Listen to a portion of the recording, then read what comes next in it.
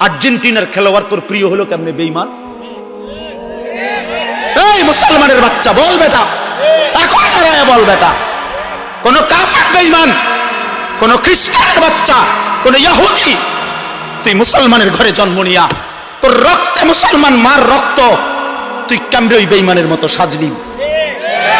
এই বেহায়া বল বেহায়া, তোদের যাদের চুল এরকম বল বেটা, এখন দাঁড়া।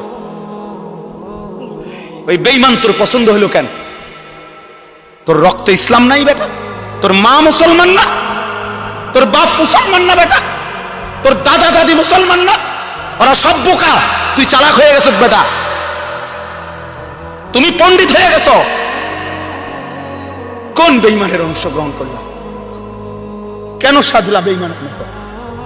তোমার নবী নাই, তোমার রাসূল নাই, তোমার আল্লাহ নাই,